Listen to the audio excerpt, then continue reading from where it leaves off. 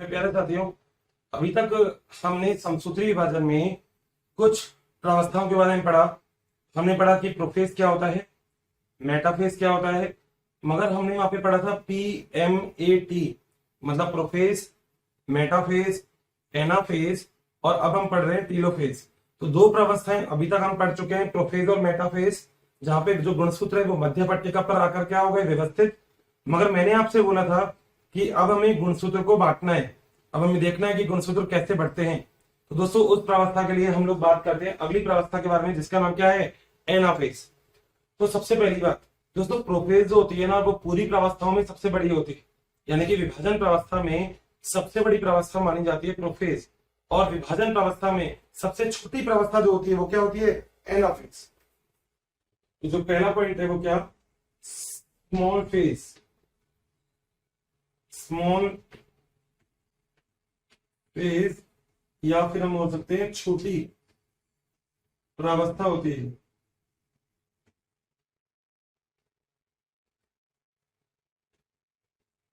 प्रावस्था दोस्तों, एनाफेज को दो भागों में बांटा जा सकता है, वही अर्ली और लेट, अग्र और पश्चिम। तो एनाफेज को भी हम आगे फर्दर दो पार्ट में क्लासिफाइड कर सकते हैं। जो पहला होता है फर्स्ट, वो होता है अर्ली, अर्ली एनाफेज, यानी कि अग्र एनाफेज। दोस्तों, अर्ली एनाफेज में क्या होता है, अर्ली एनाफेज के अंदर जो गुणसूत्र आपने मध्य पट्टिका पर रखे थे, पीछे आपने जो डायग्राम बनाया वो डायग्राम देखिएगा जरा, देखा गुणसूत्र कहां पर थे, मध्य पट्टिका पर।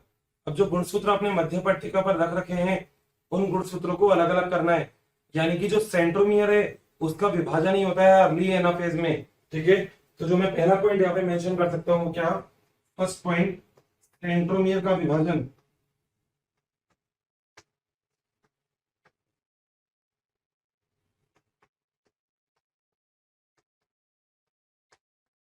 दोस्तों, ये वही प्रावस्था होती है जिसमें गुणसूत्र डबल हो जाते हैं, यानी कि इसमें गुणसूत्र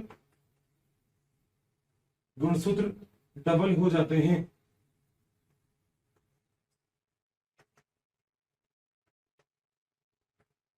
कैसा होता है ये जरा देखते हैं।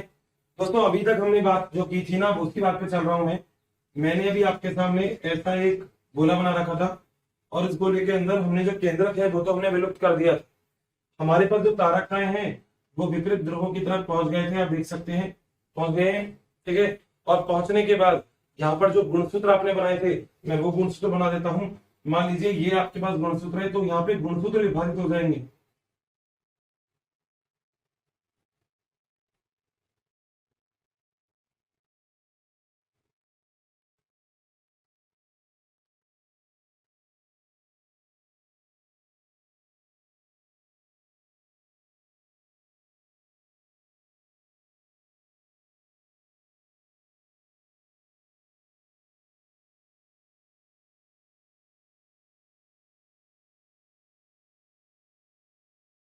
दोस्तों, आपने ना एक चीज देखी होगी, इनफैक्ट आपको याद भी होगा, मैंने आपको गुणसूत्र इससे पहले ना ऐसा बनाया था।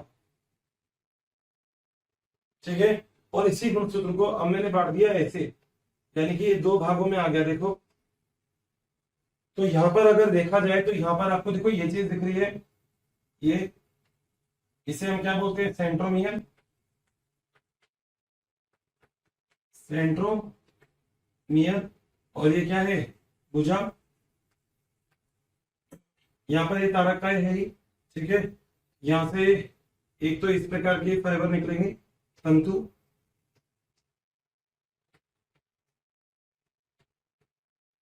इसी को यहां बना देता हूं मैं। ठीक है, एक स्पेशल टाइप के फाइबर निकलेंगे इसमें बीच में, वो चलिए इससे बना देते हैं। ठीक है, मैं अलग अलग बना रहा हूँ, वो क्यों, वो उसका मतलब भी मैं आपको समझाऊंगा, तो ध्यान से देखना। ठीक है, और एक फाइबर मैं आपको अब यहाँ पे और बना देता हूँ, जो मैं आपको यहाँ बनाता हूँ सीधा सीधा। दोस्तों तीन प्रकार के तंतु दिख रहे हैं अलग अलग कलर से, ठीक है। एक तंतु आपको दिख रहा होगा यहाँ पे जिसमें गुणसूत्र, क्योंकि मैंने आपसे बोला था गुणसूत्र को जब तारक तरकु तंतु या किसी भी तंतु से बांधता है तो वो जो तारक का है जो वो सेंट्रोमियर होता है, उस सेंट्रोमियर के ऊपर जाके ये धागा नहीं जुड़ेगा। ये सेंट्रोमियर के ऊपर उपस्थित जो हुक के समान संरचना है जिसे हम क्या बोलते हैं काइनेटोकोर, देखिएगा जरा मैंने आपको बता रखा है, तो काइनेटोकोर से जाकर ये जो संरचना है ये जुड़ती है, ठीक है। तो दोस्तों ऐसे तंतु, जो तंतु तारक काय से सीधा सीधा सीधा आ रहे हैं गुणसूत्र के ऊपर, यानी कि मैं बात कर रहा हूं इनकी, ठीक है, ऊपर वालों की, इसे हम बोलेंगे क्रोमोसोम तंतु। क्या बोलेंगे? क्रोमोसोम तंतु।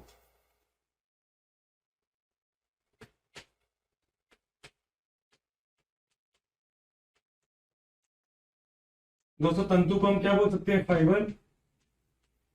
तो ये एक संरचना होती है जिसे हम बोलते हैं क्रोमोसोम फाइबर, ठीक है।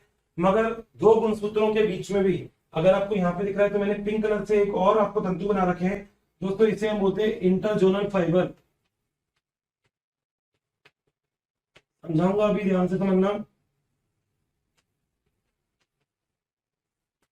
Interzonal fibre. और दोस्तों इस इंटरजोनल फाइबर के बाद अगर मैं आपसे बात करूं तो ऊपर से नीचे तक एक और फाइबर आ रहा है जिसे हम बोलते हैं कॉन्टिन्यूअस फाइबर। येलो वाला ये जो बना रखा है इसे हम बोलते हैं कॉन्टिन्यूअस फाइबर। कॉन्टिन्यूअस तंतु या फाइबर कुछ भी मान सकते हैं। तो ये एक संरचना है। देखो आपको करना क्या है, मैंने आपसे जो शुरू में बात बोली थी ना वही बात को मैं अब बोल रहा हूँ। आपके पास मात्र कोशिका में गुणसूत्रों की संख्या कितनी थी ये बताओ पहले। दोस्तों मात्र कोशिका में गुणसूत्रों की संख्या अगर जितनी भी थी, चाहे मान लो 4 थी, तो पुत्री कोशिकाओं में गुणसूत्रों की संख्या भी 4 ही रहेगी। ये बात तो सही है। एक मात्र कोशिका से कितनी पुत्री कोशिकाएं बन रही थी? 2। यानी कि अगर मात्र कोशिका में गुणसूत्रों की संख्या 4 है तो पुत्री कोशिकाओं में गुणसूत्रों की संख्या भी 4 होगी। ये दूसरी बात है। बात सही है। मैंने आपको यही तो बोला था शुरू से, मैंने कहा अगर मात्र कोशिका में गुणसूत्रों की संख्या 4 है तो पुत्री कोशिका में गुणसूत्रों की संख्या 4 और 4 होगी। इसी तो हम समसूत्री विभाजन कहते हैं। वह विभाजन जिसमें बनने वाले संतति कोशिकाओं में गुणसूत्रों की संख्या मात्र कोशिका के गुणसूत्रों की संख्या के बराबर होती है, इस प्रकार का विभाजन समसूत्री विभाजन कहलाता है। आपके सामने बना दिया मैंने, कोई दिक्कत तो नहीं है। तो यही दोस्तों क्या है? समसूत्री विभाजन है, जिसमें आपने क्या किया, मात्र कोशिका में जो गुणसूत्रों की संख्या थी उसके बराबर बराबर ही अपने पुत्री कोशिकाओं में गुणसूत्रों की संख्या रखनी है। तो इसके पहले वाली स्थिति में जो गुणसूत्र थे वो देखो आपको कितने लिख रहे थे? सेंट्रोमियर देखना, बीच वाला ये 4 लिख रहे होंगे, तो गुणसूत्रों की संख्या कितनी थी वहां पे? 4। और यहाँ पे अगर गुणसूत्रों की संख्या देखोगे तो देखो कितनी लिख रही है? 8। सेंट्रोमियर की संख्या देखो 1 2 3 4 5 6 7 8, क्योंकि इसके अंदर सेंट्रोमियर की संख्या 1 थी मगर इन दोनों में यहाँ पे एक सेंट्रोमियर आ गया। यानी कि आप ध्यान देंगे तो आपको सेंट्रोमियर के अंदर फर्क दिख जाएगा। तो सेंट्रोमियर का विभाजन होता है, सबसे इंपॉर्टेंट चीज है यहाँ पे। बात समझ में आई? ठीक है। ये वाला जो प्रवस्था है वो कौन सी है? अर्ली या अग्र। तो दूसरी जो प्रवस्था होती है उसे हम बोलते हैं लेट प्रवस्था। मगर उससे पहले मैं आपको बता देता हूँ दोस्तों, लेट प्रवस्था में चलते हैं तो चीजें बहुत अच्छे से तो और समझ में आ जाएंगी। चलिए बी मैं बात करता हूं यहाँ पे। बी इसे हम बोलते हैं लेट एनाफेज,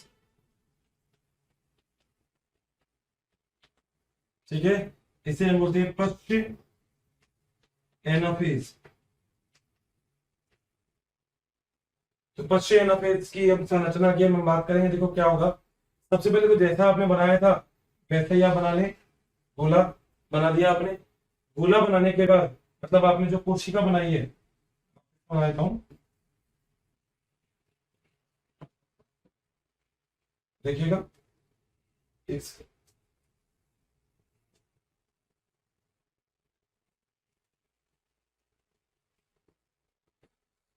किसकी बात कर रहे हैं? बी में लेट एनाफेज की।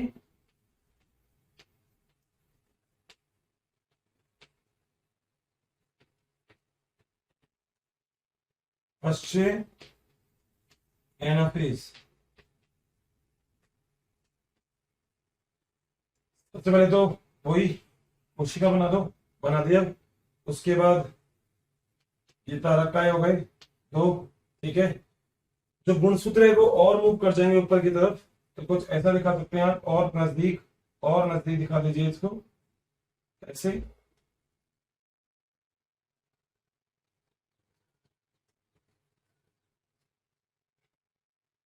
एक बार अगर आइडिया लग गया तो उसके बाद डायग्राम बनाने में कभी भी दिक्कत नहीं आएगी, आसानी से डायग्राम बन जाएगा। जैसे मैं बना रहा हूँ ऐसे ही बन जाएगा, ठीक है। ओके, सेंट्रोमियर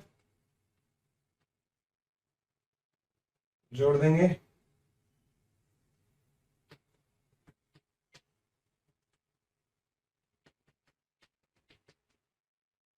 दोस्तों देखो, मैं आपको दो तीन चीजें बताना चाहूंगा। सबसे पहले तो क्या होता है क्रोमोसोम तंतु।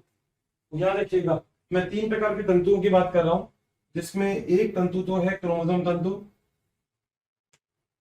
एक तंतु है इंटरजोनल तंतु, और तीसरा है कॉन्टिन्यूस तंतु। दोस्तों दो सेंट्रोमियर के बीच में देखो जो आपको दिख रहा है ना, मतलब दो, सॉरी, दो आपको यहाँ पे तारकाय के मध्य जो दिख रहा है वो तो है कॉन्टिन्यूस तंतु, ठीक है। ऐसा तंतु जो दो गुणसूत्रों के मध्य देखो आपस में जुड़ा हुआ है वो कौन सा है, इंटरजोनल। और जो ऊपरी पर आपको दिख रहा है वो कौन सा है, क्रोमोसोम। दोस्तों एक चीज, एक बात यहाँ पे बताई गई है आपकी बुक के अंदर, बहुत ही इंपॉर्टेंट है वो। एक मैकेनिज्म बताई गई है जिसे हम बोलते हैं पुलिंग एंड पुशिंग मैकेनिज्म, एक क्रिया विधि। फर्स्ट पॉइंट जिसे हम बोलते हैं पुलिंग एंड पुशिंग।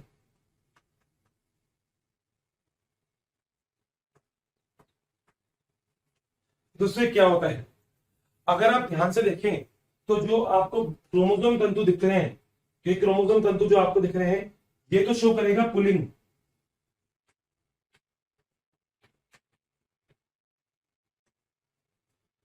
दोस्तों पुलिंग का मतलब हो गया पुल करना, यानी कि कहीं ना कहीं जो क्रोमोसोम तंतु आपको दिख रहा है ये क्रोमोसोम तंतु इस गुणसूत्रों को अपनी ओर खींचने का काम करेगा, पहला। दूसरा आपको यहाँ पे इंटरजोनल तंतु दिख रहा है, दोस्तों ये जो इंटरजोनल फाइबर होती है ना ये पुश करने का काम करेगा, तो इसका दूसरा काम हो जाएगा क्या, पुशिंग। इसका काम हो जाएगा पुशिंग। पुशिंग का मतलब पुश करना, यानी कि मान लीजिए अगर ये दो गुणसूत्र है, मान लीजिए ये रहे, अभी एक साथ थे, यानी कि प्रावस्था थी ऐसी, मेटाफेज तक, एनाफेज में दोनों अलग अलग हो गए ऐसे, तो इनके दोनों के बीच में एक फाइबर उपस्थित होगा, मैं बता देता हूं। मान लीजिएगा ये रहा। तो दोस्तों ये जो है ना इसे तो हम बोलेंगे इंटरजोनल फाइबर। ये फाइबर इसको यहां धक्का देगा और इसको यहां धक्का देगा, यानी कि दोनों को धक्का देने का काम करता है ये, तो इसे तो हम बोलते हैं पुशिंग, पुश कर रहा है, ठीक है। और ऊपर की तरफ जो गुणसूत्र तंतु होता है ये गुणसूत्र तंतु खींचने का काम करेगा, यानी कि कौन सा मैकेनिज्म है, पुश पुलिंग। तो दो मैकेनिज्म होते हैं पुलिंग और पुशिंग। इस क्रिया विधि के द्वारा जो गुणसूत्र हैं वो गुणसूत्र यहाँ पे जाएंगे जाएंगे जाएंगे और ध्रुवों की ओर चलने लग जाएंगे। आप देख सकते हैं, देखो ध्रुवों की ओर जा रहे हैं, गुणसूत्र नहीं जा रहे। पहले और अब की स्थिति में फर्क देखो कि जो गुणसूत्र है वो कहाँ पे जा रहे हैं, ध्रुवों की ओर। यही ध्रुवों की ओर जो गुणसूत्र है ना दोस्तों ये जाते रहते हैं, और कुछ इस प्रकार से जो अभिक्रिया होती है वो आपकी चलती रहती है, यानी कि कहीं ना कहीं जो मूवमेंट है वो पूरी तरह से हो जाता है। तो आपका गुणसूत्र आधे तो यहाँ चले जाते हैं और आधे गुणसूत्र यहाँ चले जाते हैं। दोस्तों यही प्रावस्था होती है जिसे हम क्या बोलते हैं, एनाफेज। तो एनाफेज में पुलिंग और पुशिंग एक मैकेनिज्म होती है जो एनाफेज के अंदर इंपॉर्टेंट है। एनाफेज के अंदर सबसे ज्यादा महत्वपूर्ण ये होता है कि इसमें गुणसूत्रों को धकेला जाता है कहां पर, ध्रुवों की ओर। तो मैं दूसरा पॉइंट लिख सकता हूं, सेकेंड, गुणसूत्रों को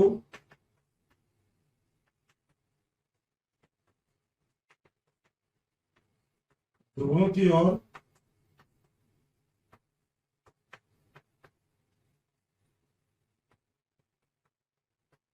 धकेला जाता है।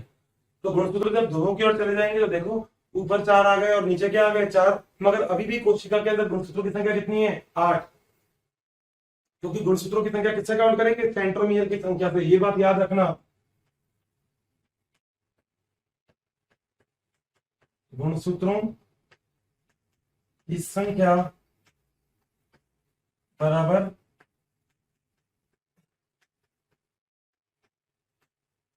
सेंट्रोमियर की संख्या। आपको ये एक फार्मूला तो हमेशा याद रखना है कि गुणसूत्रों की संख्या कितनी होगी, सर उतनी होगी जितनी सेंट्रोमियर की संख्या होगी। तो ये चीज तो आपको हमेशा ही याद रखनी है, आपके बहुत काम की चीज है, ठीक है। तो यहाँ पे अगर मैं आपसे पूछूंगा गुणसूत्रों की संख्या कितनी है तो आप सेंट्रोमियर की संख्या देखेंगे, आप देखेंगे सर सेंट्रोमियर 8, तो गुणसूत्रों की संख्या भी कितनी है, 8। थैंक यू स्टूडेंट, हमें इतना प्यार देने के लिए। डेली काफ़ी संख्या में स्टूडेंट हमारे वीडियोस को देख रहे हैं और उसका लाभ उठा रहे हैं। बच्चों, आप सभी से मेरी ये रिक्वेस्ट है कि प्लीज़ नीचे दिए गए डिस्क्रिप्शन में दिए गए लिंक को प्रेस करिए और अपना एनरोलमेंट कराइए।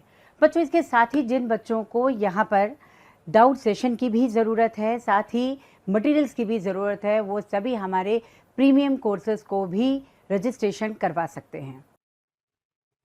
यहाँ पे मैं आपसे पूछूंगा कि कितनी है, तो आप कहोगे कितनी है, 8। तो मेटाफेज के बाद जो एनाफेज प्रवस्था होती है, इस प्रवस्था में जो गुणसूत्र हैं वो सेंट्रोमियर के द्वारा विभाजित हो जाते हैं, गुणसूत्र ध्रुवों की ओर जाते हैं, जिनके अंदर 3 प्रकार के फाइबर इंपॉर्टेंट होते हैं। पहला होता है क्रोमोसोम तंतु, दूसरा इंटरजोनल तंतु और तीसरा कंटिन्यूअस तंतु। क्रोमोसोमल तंतु गुणसूत्रों को खींचने का कार्य करते हैं, इंटरजोनल तंतु दो गुणसूत्र के बीच में होते हैं और आपस में एक दूसरे को धकेलने का कार्य करते हैं, और कंटिन्यूअस तंतु जुड़े हुए होते हैं। ये तो होते हैं तंतु। यानी कि यहां तक की जो बात है वो आपने पूरी कर ली, और इस बात का मतलब ये है कि जो गुणसूत्र है वो विपरीत दिशा तक पहुंच गए हैं। अब दोस्तों सबसे आखिरी व्यवस्था आती है यहाँ पे। सबसे आखिरी व्यवस्था कौन सी, जिसका नाम है टीलोफेज। याद है, प्रोफेज, मेटाफेज, एनाफेज, टीलोफेज। तो प्रोफेज हो गया, मेटाफेज हो गया, एनाफेज हो गया, आप कौन सा है, टीलोफेज है। चलो नेक्स्ट बी के बाद करते हैं। अब स्मॉल फेज हो गया, एनाफेज, और अगली फेज दोस्तों आप सबके लिए यहाँ पे है, ये हो गई सी डाला था क्या, देख लेना वहां पे। और अगला कौन सा हो गया, डी। इसको स्मॉल भी कर देता हूं, कंफ्यूजन नहीं होगा। ठीक है, नंबरिंग देख लेना। और अगला कौन सा है दोस्तों, अगला है टीलोफेज।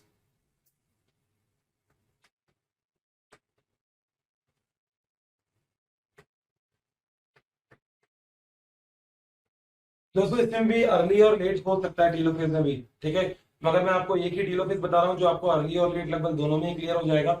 टीलोफेज के अंदर क्या होता है, जो भी आपने एनाफेज तो प्रोफेज में किया था ना, उसका उल्टा कर दो। ठीक है, तो इसे बोला जाता है रिवर्स प्रोफेज, यानी कि उल्टा प्रोफेज। इस प्रवस्था को क्या कहा जाता है, उल्टा मतलब रिवर्स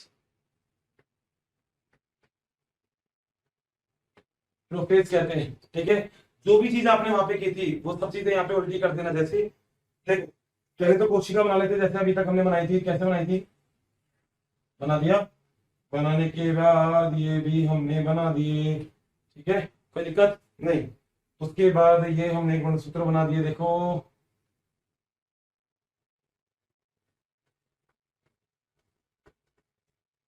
ठीक है, बन रहे ना आपसे भी अब तो गुणसूत्र, तो अब तो मेरे से अच्छे बन रहे होंगे डायग्राम, और बिल्कुल बनने ही चाहिए।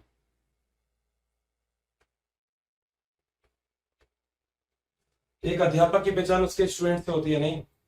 मेरी ड्राइंग का और मेरी टीचिंग का तब तक मतलब नहीं है जब कि आपकी ड्राइंग भी मेरी तरह नहीं हो जाए। ठीक है, तो याद रखिएगा जैसा मैं बना रहा हूँ बिल्कुल एज इट इज कोशिश करिएगा बनाने का। ठीक है, अगली चीज यहाँ पर आप कहें तो हमें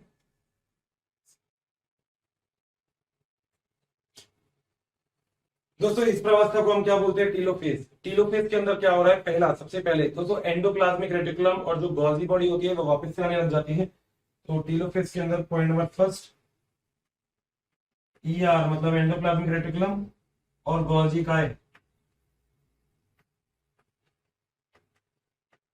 पुनः दृश्य, यानी कि पुनः दिखने लग जाएगी, आपको दिख जाएगी। जो आपको यहाँ पे दिख रहा है क्रोमोजोम, ठीक है, अच्छे से दिख रहा है कि जो क्रोमोजोम वो एक्चुअली क्रोमोजोम क्रोमेटिन जाल में बदलने लग जाएंगे। तो क्रोमोजोम क्रोमेटिन जाल में बदल जाएंगे, क्रोमोजोम क्रोमेटिन जाल में बदल जाएंगे, यानी कि क्रोमोजोम क्रोमेटिन जाल में बदल जाएंगे। दोस्तों केंद्रिका और केंद्रक झिल्ली वापस से आने लग जाएगी। यहाँ पे केंद्रिका या केंद्रक झिल्ली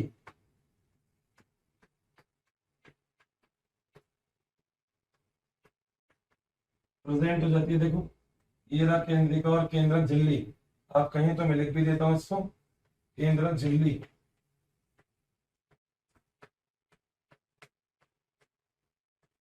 केंद्रक झिल्ली इस प्रकार की एक संरचना होती है जिसे हम क्या बोलते हैं, टीलोफेज। याद रखिएगा टीलोफेज होता है, इसकी टीलोफेज के अंदर कोशिका द्रव्य का विभाजन भी होना चालू हो जाता है। यानी कि हम बोल सकते हैं कि टीलोफेज में कुछ हद तक इस प्रकार से कोशिका द्रव्य के विभाजन की और जो अवस्था होती है वो भी दोस्तों शुरू होने लग जाती है। ठीक है, ऐसे विभाजन हो जाता है। अभी मैं आपको बताऊंगा कि कोशिका द्रव्य का विभाजन कैसे होता है, मगर यहाँ तक थोड़ा सा तरीके से समझ लीजिएगा क्या बताया मैंने अभी तक। दोस्तों मैंने आपको बताया कि अगर आपको कभी भी एक कोशिका से दो कोशिका बनानी है तो कोशिका में गुणसूत्रों का भी विभाजन करना पड़ेगा। अब अगर एक कोशिका में गुणसूत्र अगर 4 है और उसके बाद दो संतति कोशिकाओं में गुणसूत्रों की संख्या 4 हो गई तो इसका मतलब गुणसूत्रों का समान विभाजन हुआ है। इसी चीज को हम बोलते हैं समसूत्री विभाजन, पहली बात। दूसरी चीज तो यहाँ पे आप देख रहे हैं मेटाफेज के बाद एनाफेज प्रावस्था आती है, जिसमें जो गुणसूत्र होते हैं वो सेंट्रोमेर के द्वारा आपस में विभक्त हो जाते हैं और गुणसूत्र आधे इस तारकाय की तरफ, दूसरे गुणसूत्र इस तारकाय की तरफ जाते हैं। लेट जो एनाफेज होती है यानी कि उसके बाद वो थोड़ा सा और किनारे पहुंच जाते हैं। भाई अभी तक मैं यहाँ पहुंचा अर्ली में, तो लेट में मैं यहाँ पहुंच जाऊंगा। तो पहले मैंने अर्ली में गुणसूत्र जो थे वो यहाँ पे थे, लेट में तारकाय के और पास आ जाएंगे, ये आ गए। ठीक है, इसके बाद क्या आएगा टीलोफेज। टीलोफेज को रिवर्स प्रोफेज बोला जाता है।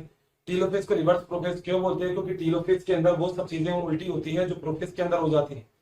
तो जब प्रोफेज के अंदर, क्योंकि कोशिका अपने आप को वापस तैयार करेगी विभाजन के लिए, ये तो 1 से 2 ही बनी है, 2 से 4 भी तो बनेगी। तो कोशिका तो अपने आप को वापस से विभाजित करने के लिए तैयार करेगी। इसके लिए यहाँ पे केंद्रक द्रव्य का विभाजन होना तो पूरा हो जाता है, मगर कोशिका द्रव्य का विभाजन होना शुरू हो जाता है। पूछा जाता है कि कौन सी प्रावस्था में होता है, तो आप बोल सकते हैं टीलोफेज के अंदर ये ऐसी प्रावस्था आती है जिसके अंदर केंद्रक द्रव्य का विभाजन तो हो जाता है, मगर अब कोशिका द्रव्य अपने आप को विभाजित करने की कोशिश करती है। ये कैसे होता है अभी हम आगे वाले लेक्चर में देखते हैं। ठीक है, उसके बाद यहाँ पे क्या होता है, क्रोमोसोम जो होता है वो क्रोमेटिन जाल, क्योंकि वहां पे भी देखना क्रोमेटिन मिलके क्रोमोसोम बनाते हैं, यही लिखवाया था मैंने आपको प्रोफेज के अंदर। अभी भी दोस्तों कुछ ऐसा ही होता है, उल्टा ही तो हो रहा है। तो वहां से क्रोमेटिन क्रोमोसोम में कन्वर्ट हुआ था, यहाँ पे क्रोमोसोम क्रोमेटिन में बदलेगा, क्योंकि वापिस इसे G1 में, S में, G2 सब में जाना है। याद आ गई बात? बिल्कुल सही है। अंत पर दवाई जालिका और गॉसी बॉडी, जो भी चीज गायब हुई थी वो चीजें वापस से आने लग जाती है। यही तो चीज है जिसके हम क्या बोलते हैं, जिसे हम बोलते हैं टीलोफेज। यहाँ तक की बात सबको क्लियर है अच्छे से? किसी को कोई डाउट तो नहीं है दिमाग में? ऐसा कोई पॉइंट जो आपको समझ में नहीं आया तो आप पूछ सकते हो अच्छे से। कंफर्म, 100% श्योर, दिक्कत नहीं है? तो उससे पूछना जरूरी है। जो भी चीजें आपके सामने है मैं आपको एक एक स्टेप बता रहा हूँ। ठीक है, तो ऐसा नहीं होना चाहिए कि आपको कुछ चीज नहीं समझ में आ रही है और फिर आपने पूछा नहीं, आपको पूछना है। Got it? आगे चले। ठीक है, अब आगे चलते दोस्तों हम जरा कोशिका द्रव्य का विभाजन और कर देते हैं। ठीक है, केंद्रक का तो विभाजन हो गया। देखिएगा मैंने एम प्रावस्था में 2 चीज बताई थी, केंद्रक द्रव्य विभाजन, जिसमें था प्रोफेज, मेटाफेज, एनाफेज, टीलोफेज, हो गए चारों। अब क्या है, कोशिका द्रव्य विभाजन, अब बस वो करना है। Got it? समझते हैं? चलिए चलते हैं। तो प्यारे साथियों, अब हम बात करते हैं केंद्रक द्रव्य विभाजन के बाद कोशिका द्रव्य विभाजन की। दोस्तों केंद्रक द्रव्य विभाजन तो हमने कर लिया, प्रोफेज, मेटाफेज, एनाफेज, टीलोफेज। अब क्यों ना हम बात करें यहाँ पे कोशिका द्रव्य के विभाजन के लिए कि आखिर कोशिका द्रव्य का विभाजन कैसे होता है। दोस्तों कोशिका द्रव्य का विभाजन जो होगा वो केंद्रक द्रव्य विभाजन के बाद होने वाली प्रावस्था है। बुक्स कुछ ऐसा भी कहती हैं कि ये एनाफेज के आखिरी में शुरू होता है, कुछ ऐसी कहती हैं कि ये टीलोफेज में चालू होता है। तो आप इसको एनाफेज के आखिरी में रखिएगा, वैसे दोनों ही बातें बोली जाती है। ठीक है, अगर हम यहाँ पे बात करते हैं कि कोशिका द्रव्य विभाजन की, तो कोशिका द्रव्य विभाजन को हम बोलते हैं साइटोकाइनेसिस, पहली बात। तो दोस्तों मैं आपसे कह रहा हूं कि जो कोशिका द्रव्य विभाजन है, कोशिका द्रव्य विभाजन, इसे हम क्या बोलते हैं, साइटोकाइनेसिस। दोस्तों 2 प्रकार से होता है साइटोकाइनेसिस, कोशिका द्रव्य विभाजन। आप कहोगे सर इसमें भी 2 प्रकार? अरे आसान है। 2 प्रकार का मतलब एक प्रकार तो है जंतु में और एक है पादप में। तो सबसे पहले है कोशिका द्रव्य विभाजन जंतुओं में कैसे होता है। तो पहला पॉइंट है जंतुओं में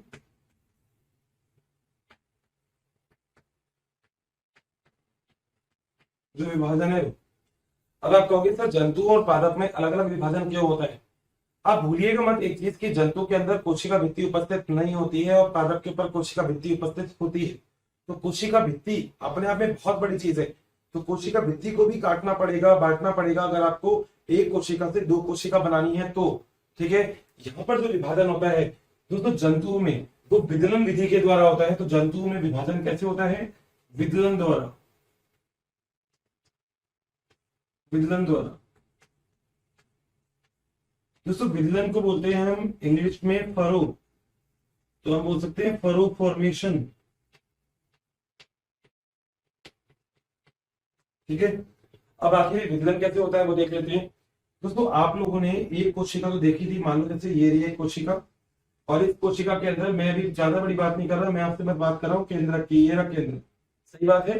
तो कोशिका दिख रहा है, कोशिका द्रव्य दिख रहा है और केंद्र दिख रहा है आपको, इसमें तो कोई दिक्कत नहीं है। ये है कोशिका द्रव्य और ये है आपका क्या? केंद्र। बात क्लियर? दोस्तों आपको करना क्या है? आपको करना है विभाजन। और जब आपको विभाजन करना है तो यहाँ पे मैंने आपसे बोला था साइड में फरो या खांच का फॉर्मेशन हो जाता है।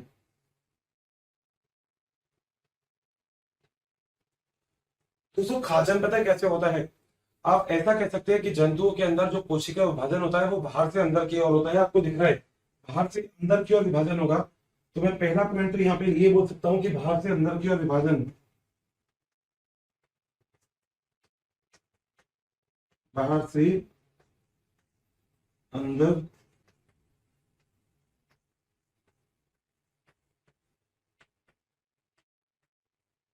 की ओर क्या होता है? विभाजन। इसमें एक्चुअली खांचन बन जाता है, खांच बन जाती है। मान लीजिए आपके पास एक पेज है और आप एक पेज को अब यहाँ से काटते हैं दो दो पेज में, तो एक पेज को काटने के लिए आप ऐसे उसमें खांच बना देते हैं और आपको बीच में खांच देखते हैं।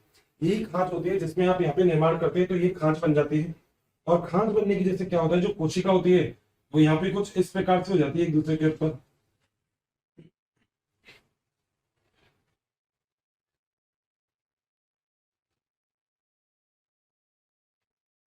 ठीक है, और इसके बाद यहाँ से इसके बाद आपके पास दो कोशिकाओं का क्या हो जाता है? निर्माण।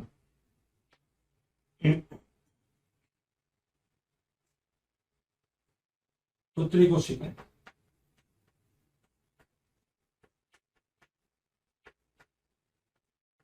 दोस्तों आसान है ये तो, यानी कि आप कुछ ऐसा मान लीजिए कि ऐसा हो रहा है, अगर एक कोशिका है तो देखो दोनों तरफ बाहर से यहाँ से खांच बनी, खांच बनी, खांच बनी, खांच बनी, बनी बनी बनी बनी, और यहाँ से ये किसमें हो गया? दो कोशिकाओं में निर्माण हो गया। एक्चुअली ना इसके अंदर बहुत सारे सूक्ष्म तंतु यानी कि माइक्रोट्यूब्यूल्स और माइक्रोफिलामेंट ये बहुत जरूरी होते हैं। तो माइक्रोट्यूब्यूल और माइक्रोफिलामेंट यानी कि सूक्ष्म तंतु बहुत सहायक होते हैं।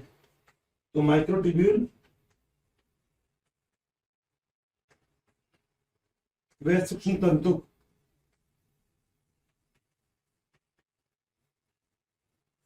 मध्य पट्टिका पर व्यवस्थित हो जाते हैं।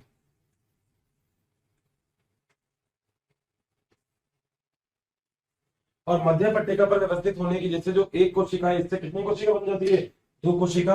अब आपको दिख रहा है कि यहाँ पे जो केंद्रक द्रव्य के पास कोशिका द्रव्य था, ये कोशिका द्रव्य यहाँ पे भी आ गया और यहाँ पे भी आ गया, ये यहाँ पे भी आ गया और यहाँ पे भी आ गया। यानी कि एक कोशिका से कितनी कोशिका का निर्माण हो गया? दो कोशिका का। ठीक है, यानी कि केंद्रक का विभाजन हमने पहले ही कर दिया था, अब हमने कर दिया कोशिका का विभाजन। बहुत सीधी सी बात है। अब दोस्तों दूसरी चीज, अगर यही बात आप जंतु कोशिका के बाद पादप कोशिकाओं में देखो तो एक बी पॉइंट और करते हैं हम यहाँ पे।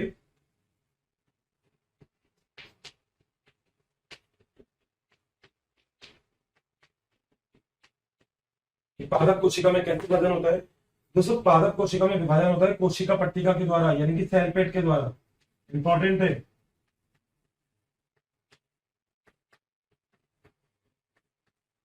कोशिका पट्टिका, और कोशिका पट्टिका को हम लोग इंग्लिश में क्या कहते हैं? इसके हम बोलते हैं सेल प्लेट। तो किसके द्वारा होता है? सेल प्लेट के द्वारा। ठीक है, अब होता क्या है, जंतु कोशिका में तो कोशिका भित्ति नहीं पाई जाती, मगर पादप में कोशिका भित्ति उपस्थित होती है। ये बात तो आपको पता ही है। तो मान लीजिए मैं ज्यादा कॉम्प्लेक्स नहीं बना रहा डायग्राम, मैं आपसे बस ये कह रहा हूं कि मान लीजिए कि पादप कोशिका है और पादप कोशिका में ये दो केंद्रक हो गए।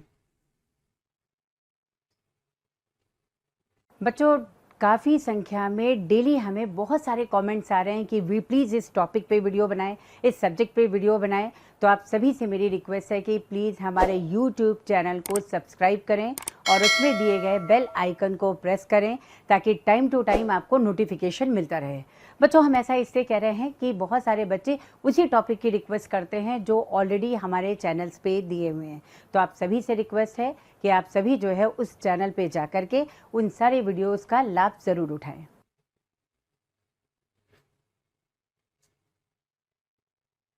ठीक है, यानी कि एक पादप कोशिका और पादप कोशिका के अंदर क्या होगा, केंद्रक। अब सबसे पहले क्या होता है, याद रखिएगा, गॉजी बॉडी जब आपको पढ़ाई थी तो मैंने आपको बोला था गॉजी बॉडी मध्य पट्टिका पर आकर व्यवस्थित हो जाती है बीच में। तो गॉजी बॉडी जब मध्य पट्टिका पर आ जाएगी तो एक संरचना बनेगी जिसे हम बोलेंगे फार्गेमोप्लास्ट।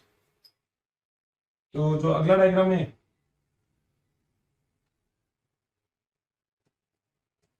कैसे बनाया था, और मध्य पट्टिका पर ये जो आप दो केंद्रक हो गए, सही है। अब मध्य पट्टिका पर आपकी जो गॉजी बॉडी है वो आके व्यवस्थित हो गई। ठीक है दोस्तों, मैं यहाँ पे लिख सकता हूं कि निर्माण किसका हो गया, फार्गेमोप्लास्ट का निर्माण।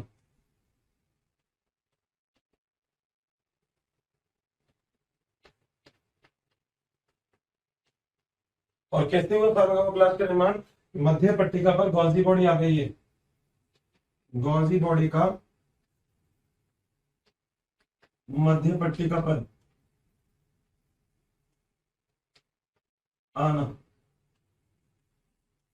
तो क्या बन गया इससे फार्गेमोप्लास्ट। अब जैसे ही मान लीजिए एक कोशिका ये है और एक मतलब एक केंद्रक ये है, एक केंद्रक ये है, और बीच में यहाँ पे सतह की तरफ फार्गेमोप्लास्ट आ गया, तो इसके बाद जो अंतःप्रद्रवी जालिका होती है वो भी मध्य पट्टिका पर आ जाती है। तो मैं यहाँ पे एक चीज और रख सकता हूँ, अंतःप्रद्रवी जालिका या ER भी मध्य पट्टिका पर आ जाती है।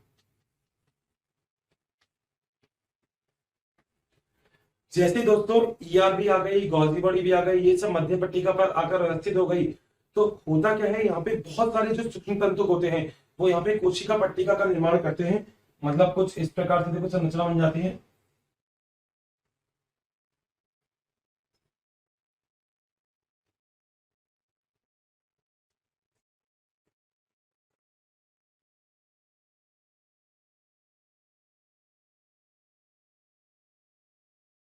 यहाँ पे मैं इस चीज को लिख रखता हूँ कोशिका पट्टिका या सेल प्लेट का फॉर्मेशन, तो मैं इसको यहीं पे मार्क कर देता हूँ। देखो ये कोशिका पट्टिका का निर्माण हो गया।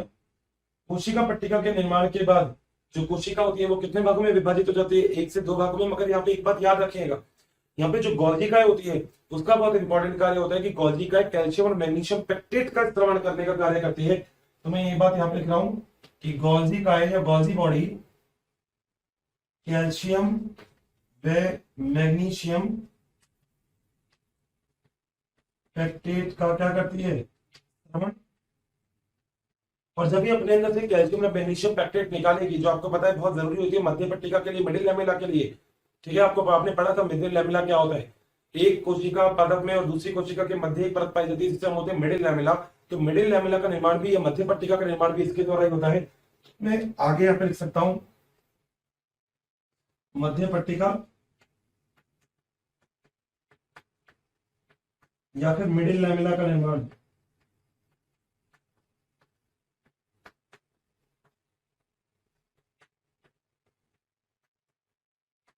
और जैसे मध्य पट्टिका का निर्माण होता है तो ये कोशिका आगे जाके फाइनली आपको 2 कोशिकाओं में विभक्त हो जाएगी। एक आपको ऊपर ऐसे मिल गया, एक आपको नीचे मिल गया, ये आपको ऐसे मिल गया, ये ऐसे मिल गया। इसका मतलब क्या बन गई दोस्तों, ये बन गई पुत्री, पुत्री कोशिका। कितना सही है ना कि हमारे पास जो एक पेरेंट कोशिका थी, एक मात्र कोशिका थी, इससे हमने 2 संतति कोशिकाएं प्राप्त कर ली। पादप के अंदर भी कर ली और जंतु के अंदर भी कर ली, दोनों के अंदर कर ली। हमारे पास पादप के अंदर भी है और जंतु के अंदर भी है, दोनों के अंदर हमने पुत्री कोशिकाएं प्राप्त कर रखी है, कोई दिक्कत नहीं है।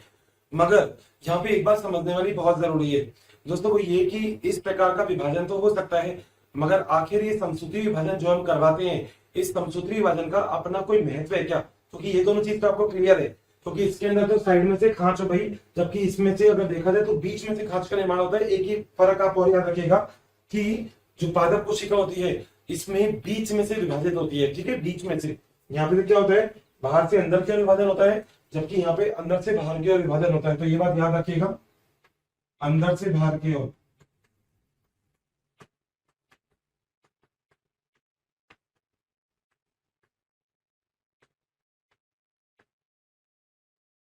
अंदर से बाहर की ओर क्या होता है, विभाजन होता है।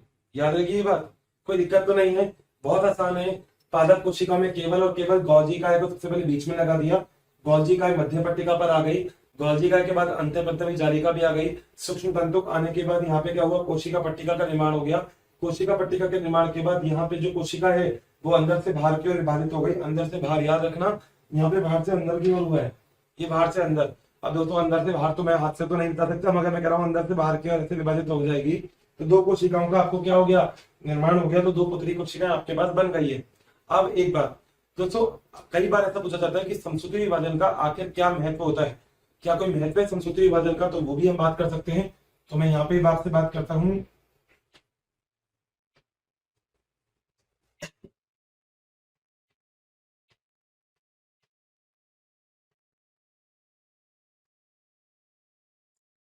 दोस्तों पहले हम बहुत छोटे थे, अब हम बड़े हुए, यानी कि हमारे शरीर में कोशिकाओं की संख्या बढ़ी है, तो हमारे शरीर में जो कोशिकाओं की संख्या बढ़ती है वो भी समसूत्री विभाजन कहलाता है, पहली बात।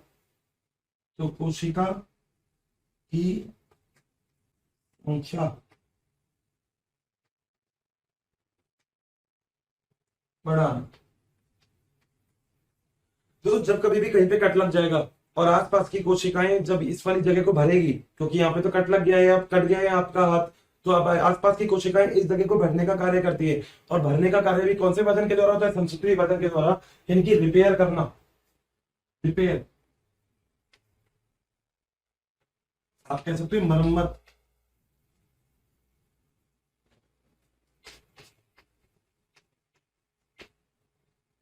मरम्मत भी इसके द्वारा ही होगी। दोस्तों मरम्मत के बाद आप एक चीज कह सकते हो कि कहीं ना कहीं आप लोग, हम ऐसा भी कह सकते हैं कि शरीर में एक केआई, जो हमने कैरियोप्लाज्मिक इंडेक्स सबसे पहले पढ़ा था, उसको भी मेंटेन नहीं करती है, केआई को संतुलित बनाने का कार्य भी यही करती है, संतुलित बनाने का कार्य भी यही करती है। और सबसे जरूरी चीज जो आपके दिमाग में कॉन्सेप्चुअल क्लियर होना चाहिए, हमारे शरीर में जितनी भी कोशिका आपको दिख रही है, लगभग 5 × 10⁹ कोशिका हर दिन हमारे अंदर बनती है। तो 5 × 10⁹ कोशिका पर डे, इतनी कोशिका का निर्माण पर डे होता है हमारे अंदर। तो समसूत्री विभाजन का फायदा बहुत है। दोस्तों समसूत्री विभाजन से हम ऐसा कह सकते हैं कि कोशिकाओं की संख्या बढ़ती है, हमारा पहले साइज छोटा था, धीरे धीरे हम बड़े हो रहे हैं, क्योंकि हमारे अंदर समसूत्री विभाजन हो रहे हैं। अगर आप लोग एक बात कहते हैं कि आपके हाथ की कोशिका, बालों की कोशिका, सब कोशिकाओं में कौन से विभाजन है, दोस्तों वो भी समसूत्री विभाजन ही है। यानी कि समसूत्री विभाजन बेसिक जो काम करेगा वो किसका करेगा, विभाजन का। तो विभाजन का कार्य करने का काम होता है समसूत्री विभाजन का, ये बात आपको याद रखनी है, अच्छे से भूलना नहीं है इनको बिल्कुल भी। सही है, यहाँ तक कोई समस्या है किसी को तो आप बता सकते हैं। 100% श्योर पादप और जंतु कोशिकाओं में विभाजन की बात बिल्कुल अच्छे से क्लियर है, आप कैसे विभाजन कर सकते हैं एक बार नोट कर लीजिए, फिर हम इसके अंदर ही एक और टॉपिक के अंदर है जो हम थोड़ा सा और आगे चलते हैं। पहले यहाँ तक देख लीजिएगा, इस दोनों का स्क्रीनशॉट लेना है तो ले सकते हैं।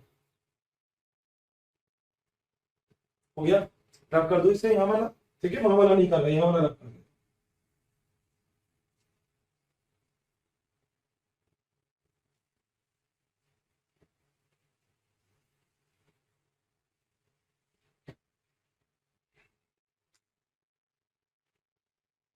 ठीक है भाई, अब हम लोग ऐसी बात करते हैं कि समसूत्री विभाजन में कुछ ऐसी भी चीज होती है जो समसूत्री विभाजन में पॉइजन या जहर की तरह कार्य करते हैं।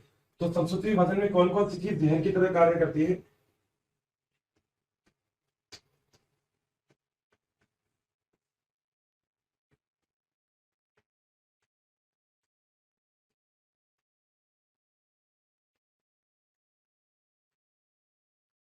दोस्तों पॉइजन का मतलब क्या होता है, जहर। तो कौन कौन सी चीजें समसूत्री विभाजन में जहर की तरह कार्य करती है, दोस्तों एक तो है कॉल्सीन,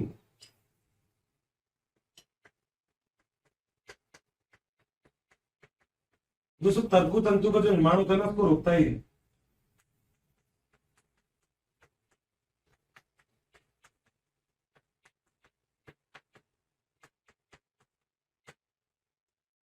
बहुत अच्छे से पूछा जा सकता है, बहुत ज्यादा। इसको माइटोटिक पॉइजन बोलते हैं।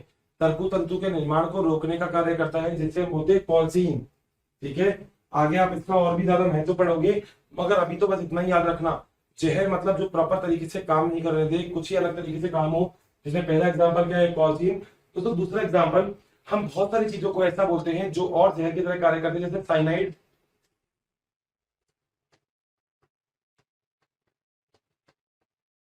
इसके अलावा दोस्तों एजाइड, और इसके अलावा राइबो न्यूक्लियस।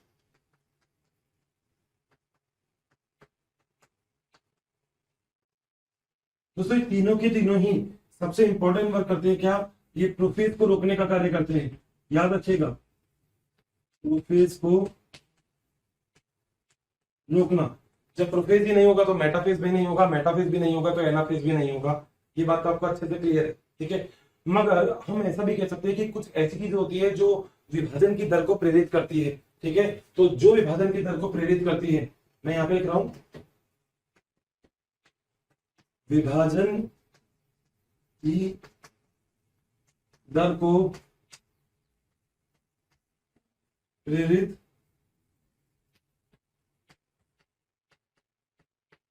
करने वाले कारक क्या कहलाते हैं दोस्तों, वो कहलाते हैं माइटोजन।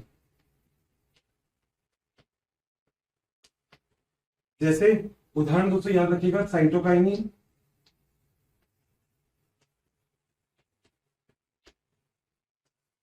या फिर एक उदाहरण आप लोग याद रखिएगा जिसका नाम है ईजीएफ। दोस्तों इसे बोलते हैं एपिडर्मल ग्रोथ फैक्टर।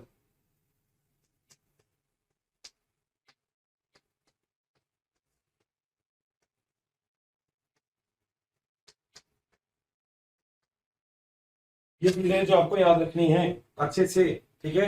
तो मैंने अभी तक आपको जो बताया वो क्या चीजें थी, मैंने आपको बताया कि कोशिका कैसे विभाजित होती है। इसके अंदर हमने पहली चीज देखी समसूत्री विभाजन। हमने समसूत्री विभाजन के अंदर दोनों चीजें देख ली कि एक कोशिका से दो कोशिका कैसे बनेगी, वो हम देख चुके हैं। समसूत्री विभाजन में आगे कोशिका द्रव्य का विभाजन कैसे होता है, दो प्रकार से होता है। अगर अगर विदलन की विधि होगी तो जंतु कोशिका, और अगर ऐसे कोशिका पट्टिका का निर्माण होगा तो पादप कोशिका। मगर ऐसे कुछ और कारक भी होते हैं जो समसूत्री विभाजन में जहर की बातें कार्य करते हैं। जैसे पहला होता है कॉल्चिजीन। कॉल्चिजीन तर्कु तंतु के निर्माण को रोकता है, याद रखिएगा, तर्कु तंतु के निर्माण को रोकता है कौन, कॉल्चिजीन, याद रखिएगा। साइनाइड और एजाइड और राइबोन्यूक्लियेज, ये तीनों ही प्रोफेज को रोकने का कार्य करते हैं। मगर वहीं दूसरी ओर कुछ ऐसे भी कारक होते हैं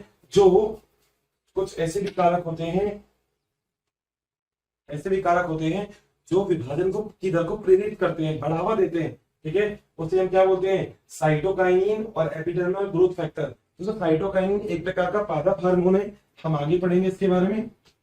पादप हार्मोन है, वृद्धि हार्मोन, हम पढ़ेंगे इसके बारे में अभी आगे। मगर अभी तो बस आप लोग इतना याद रखिएगा। अच्छे से क्लियर हो रही है बातें सारी, दिक्कत तो नहीं है। मैं आपको एक बात की गारंटी पहले भी दे चुका हूँ और हर लेक्चर में देता हूँ, इसके बाद क्वेश्चन करने की कोशिश करिएगा, और जो नहीं होते वो प्लीज मुझसे पूछ लीजिएगा कि सर इस टाइप के क्वेश्चन अभी हमसे नहीं हो रहे तो अभी हम क्या करें, ठीक है। उन सब क्वेश्चंस को हम एक बार अच्छे से देखेंगे और चीजों को जो डाउट है उसको क्लियर करेंगे आपके माइंड में, ठीक है। डाउट नहीं रहना चाहिए, बस एक ही सबसे बड़ा दुश्मन है, वो क्या, डाउट। मगर डाउट होना भी चाहिए, क्योंकि जब तक डाउट नहीं आएगा ना दिमाग में, तब तक आप लगोगे नहीं कि आपको वो चीज समझ में आ रही है। डाउट तभी आता है जब समझ में आता है कुछ, ठीक है। तो मेरे प्यारे साथियों अब हम आगे चलते हैं, ठीक है, और आगे का लेक्चर देखते हैं। Thank you. तो साथियों आ गए हम वापस, और अब ये हमने समसूत्री विभाजन कंप्लीट किया है, पूरा किया है हमने। तो हम क्यों ना थोड़ा सा और आगे चलें, और जो चीजें हमें पकड़ने वाली है ना, एक्चुअली देखो, वो अगर नहीं उसको पढ़ा ना तो कहीं ना कहीं समसूत्री विभाजन पूरा नहीं होगा। देखा जाए तो एग्जाम पॉइंट ऑफ व्यू से ज्यादा इंपॉर्टेंट नहीं है ये, मगर रेफरेंस बुक्स में और आपके मॉड्यूल्स में इनके बारे में बहुत ज्यादा दे रखा होता है, और हमेशा से इसके बीच में डाउट रहता है कि आखिर ये होता क्या है। दोस्तों तो आज हम जो टॉपिक पढ़ रहे हैं उसका नाम है समसूत्री विभाजन के प्रकार।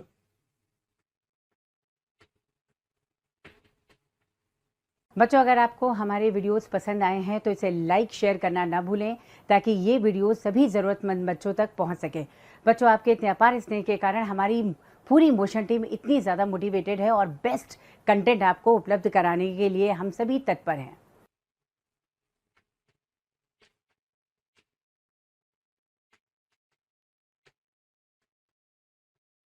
यानी कि टाइप ऑफ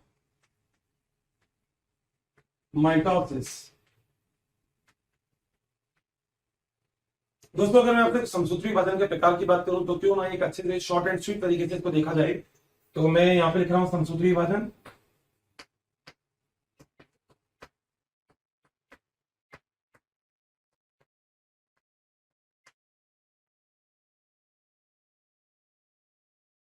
और अब इसके बात करते हैं इनके प्रकार के बारे में। तो सबसे पहला प्रकार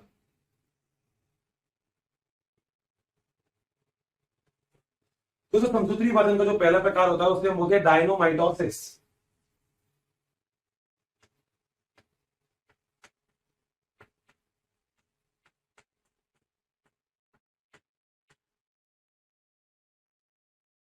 समसूत्री विभाजन का दूसरा प्रकार है क्रिप्टोमाइटोसिस।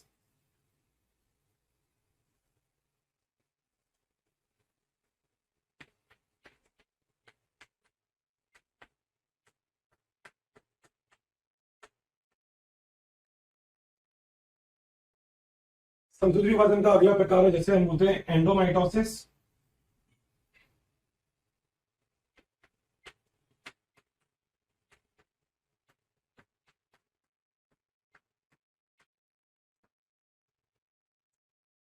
तो इसका एक अन्य प्रकार है जिसको हम बोलते हैं एंडो रिडुप्लीकेशन।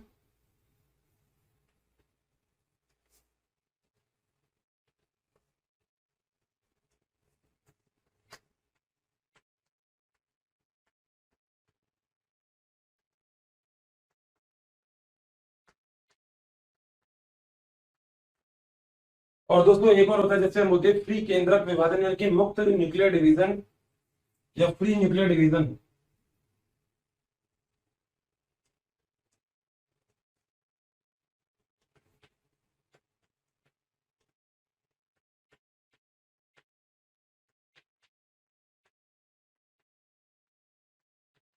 ठीक है बात।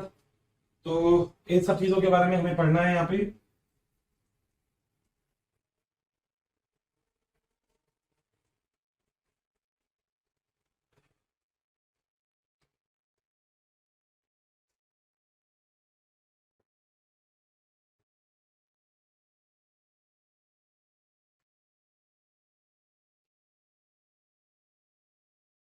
ठीक है भाई। तो इन सब चीजों के बारे में हम पढ़ेंगे कि आखिर ये सब चीजें क्या होती हैं। तो मैं आपसे अभी बात करूंगा समसूत्री विभाजन के प्रकार के बारे में। दोस्तों पहले प्रकार की हम बात करें जो है डायनोमाइटोसिस। ये मिलता है डायनोफ्लैजेलेट्स में। ठीक है। इस प्रकार के विभाजन को हम मीजोकैरियोट विभाजन भी बोलते हैं। तो ये उपस्थित होता है डायनोफ्लैजेलेट्स में।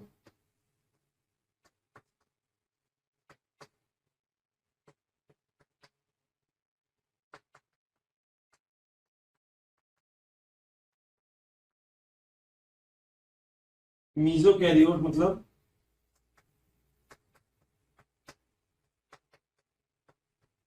मीजोकैरियोट ऑर्गेनिज्म में पाया जाता है। आप ऐसी बात इसके अंदर कर सकते हैं। ठीक है। दोस्तों इसमें केंद्रक झिल्ली जो होती है वो दिखाई देती है। और सबसे बड़ी जो इंपॉर्टेंट चीज है कि इसमें जो तंतु तंतु होता है उसका निर्माण नहीं होता है। अब आप समझ रहे होंगे कि क्या होती है केंद्रक झिल्ली, क्योंकि अब हम पूरा पढ़ चुके हैं। तो केंद्रक झिल्ली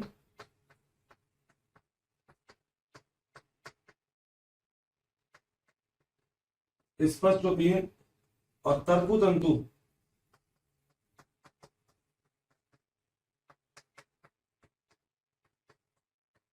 का निर्माण इसमें क्या होता है, नहीं होता है।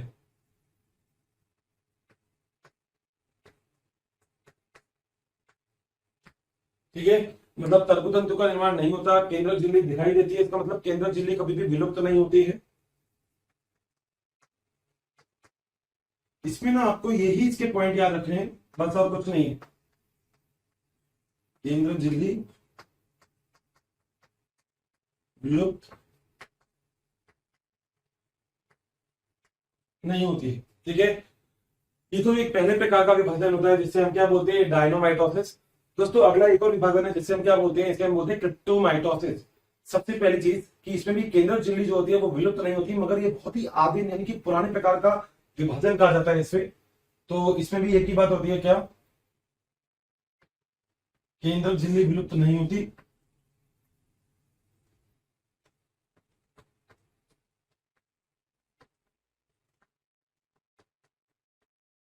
लुप्त नहीं होते हैं। दोस्तों दूसरी चीज, इसे आदिम प्रकार का विभाजन कहते हैं।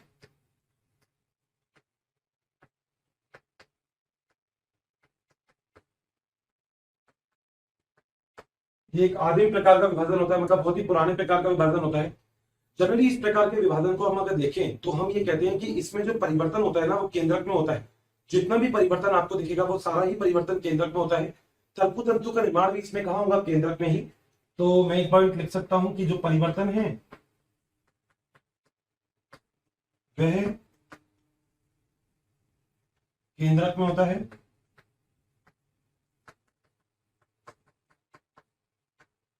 और मैंने जो अभी लाइन बोली कि तल्पु तंतु का निर्माण जो होगा वो भी केंद्रक में ही होगा। इसके अंदर जो तल्पु तंतु है का निर्माण भी केंद्रक में ही होता है।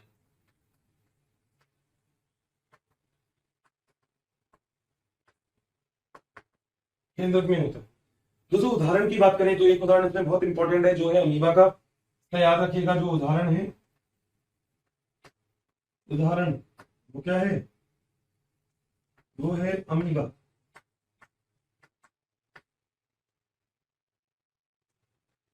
तो अमीबा के अंदर इस प्रकार का विभाजन मिलता है जिसे हम बोलते हैं क्रिप्टोमाइटोसिस। पूरे समसूत्री विभाजन को जैसे ही हमने पढ़ा है तो अब हमें इन इन चीजों में दिक्कत नहीं आएगी कि तल्पु तंतु क्या होता है। इससे जो गुणसूत्र होता है वो अलग अलग दिशाओं में जाता है, उसे ही हम जनरली क्या बोलते हैं? तल्पु तंतु। दोस्तों अगली चीज है जिसका नाम है एंडोमाइटोसिस। एंडोमाइटोसिस एक इस प्रकार का विभाजन होता है जिसमें जो केंद्रक और कोशिका द्रव्य है ना उसका विभाजन नहीं होता। यानी बिना केंद्रक और बिना कोशिका द्रव्य के विभाजन के जो गुणसूत्र है उनका विभाजन केंद्रक में ही हो जाता है। तो इसमें पहला पॉइंट लिख सकते हैं। फर्स्ट पॉइंट क्या?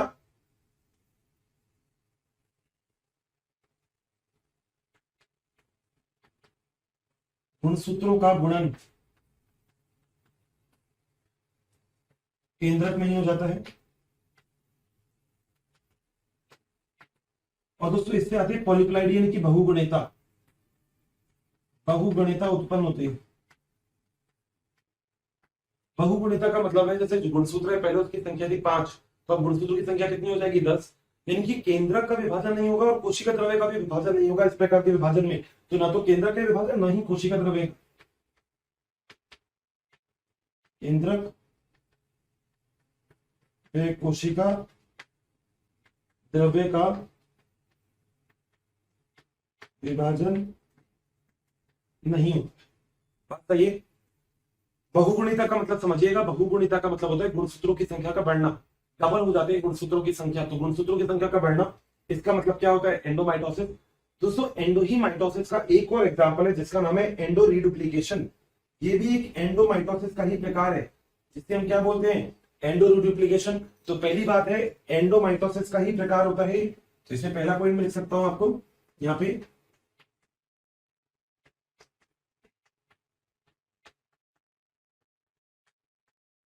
एंडोमाइटोसिस का ही विकास है यानी कि मॉडिफिकेशन है।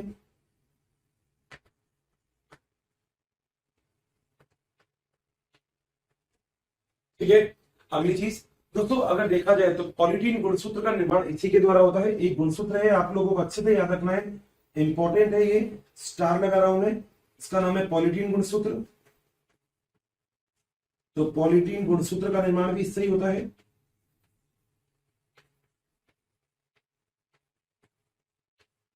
निर्माण भी इससे ही होगा। अगली चीज यहाँ पे जो क्रोमोनिमा होती है, याद करिएगा मैंने आपको गुणसूत्र पढ़ाया था तो क्रोमोनिमा और क्रोमोनिमेटा ये बताया था मैंने आपको, क्रोमोनिमा और क्रोमोमियर। तो यहाँ पे जो क्रोमोनिमा होता है वो प्रतिकृतित हो जाती है। अगला पॉइंट लिख रहा हूं मैं यहाँ पे, क्रोमोनिमा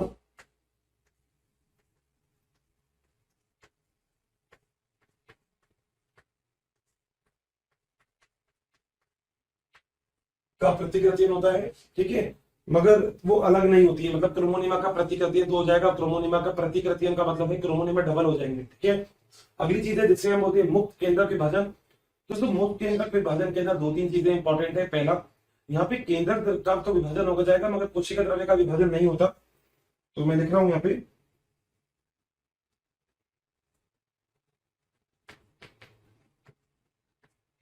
केंद्रक द्रव्य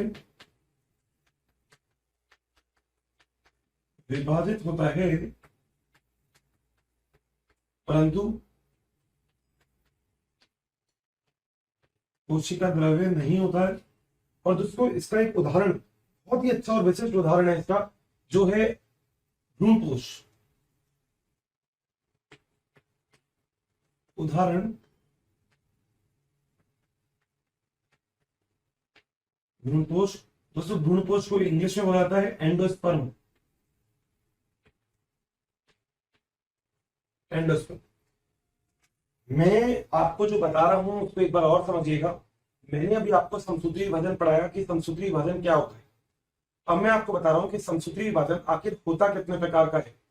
दोस्तों समसूत्री विभाजन का एक प्रकार होता है जिसे हम बोलते हैं डायनोमाइटोसिस। क्या बोलते हैं? डायनोमाइटोसिस। ऐसे प्रकार का डायनोमाइटोसिस मीजोकैरियोट में यानी कि डायनोफ्लैजेलेट्स में मिलने का कार्य होता है। ये पॉइंट लिख दिया। इसमें तो केंद्रक झिल्ली होती है, वो लिखा हुआ है आपको स्पष्ट होती है। यानी कि हमने देखा है कि समसूत्री विभाजन में केंद्रक झिल्ली विलुप्त हो जाती है, मगर इस प्रकार के विभाजन में जो केंद्रक झिल्ली है वो विलुप्त नहीं होती है। ये बहुत ही इंपॉर्टेंट चीज है, प्लीज याद रखिएगा।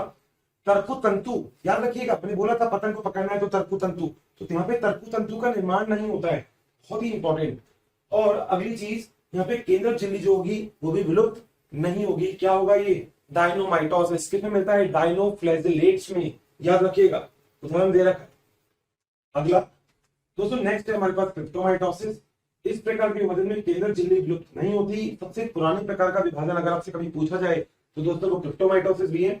परिवर्तन जितना भी होगा वो कहाँ होगा? केंद्रक में ही होगा, आपको दिख रहा है। और तरकु तंतु का निर्माण भी कहाँ होता है? केंद्रक में ही होता है।